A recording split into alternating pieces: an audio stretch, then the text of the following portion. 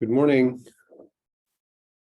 good afternoon, and good evening, wherever you are in the world participating in this webinar.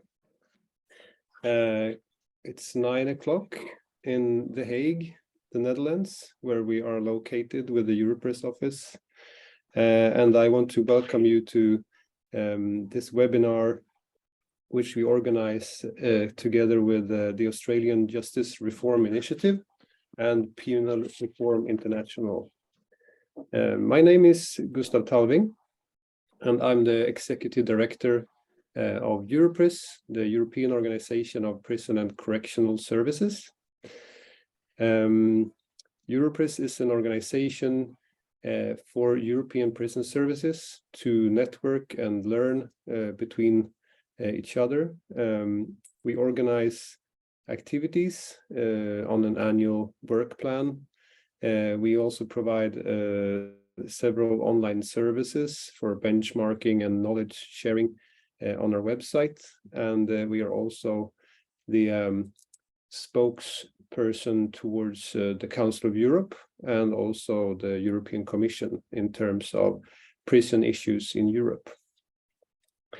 We're very happy to organize this webinar with a global scope. Normally, we focus on the European theater, but this time we will sort of open up to other perspectives from the rest of the world.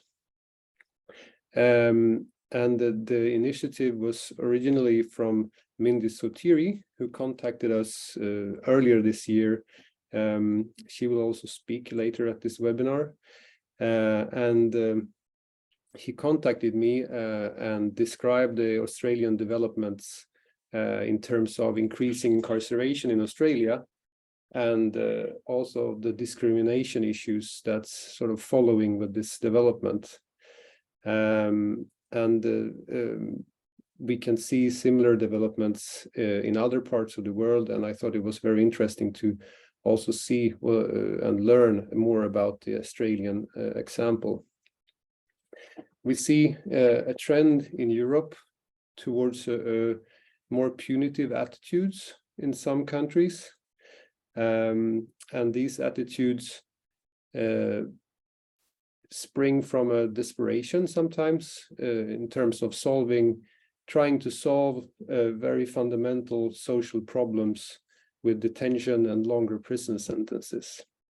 I'm myself from Sweden originally, and we just had an election there showing that we have this development also in Sweden, a country which is famous for its humane and liberal view on criminal justice.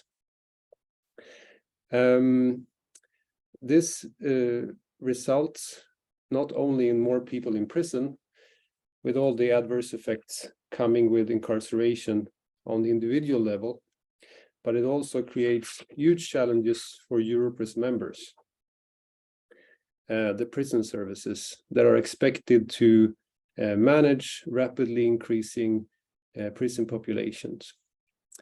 And you will learn more about what these challenges can entail more in detail later during the webinar in the panel discussion.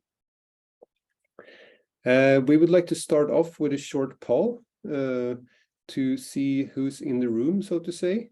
So, Jenja, you're in charge of the technical support today, my colleague and the event manager, Jenja van Engelenhoven. So please, if you can launch the poll.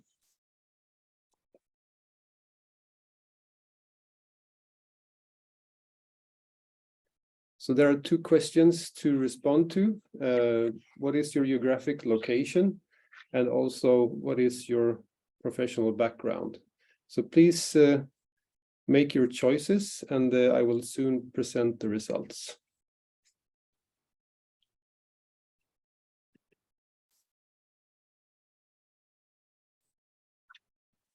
Meanwhile, waiting, I will just bring some housekeeping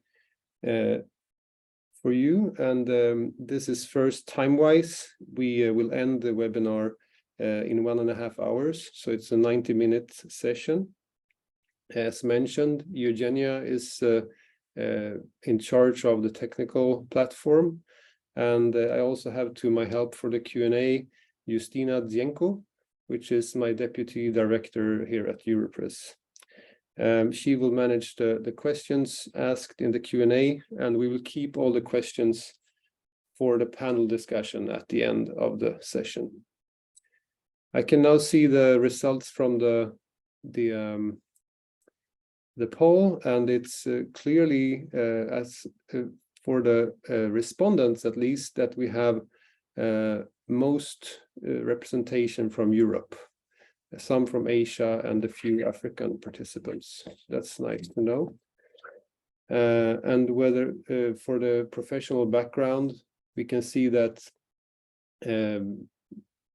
almost 40% is prison and probation professionals.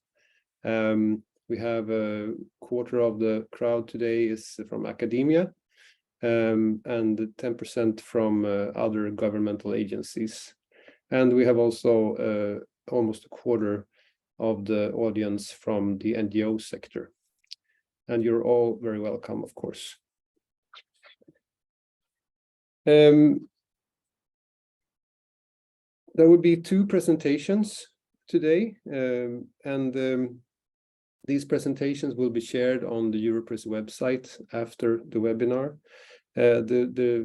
This session is also recorded, and after editing, we will also post it on the event page on the Europress website. If you know how to do it, I recommend you to change your name in your participation in the participants list, because we need to save the record for our own accounts. So we need to see who's participating in our events. There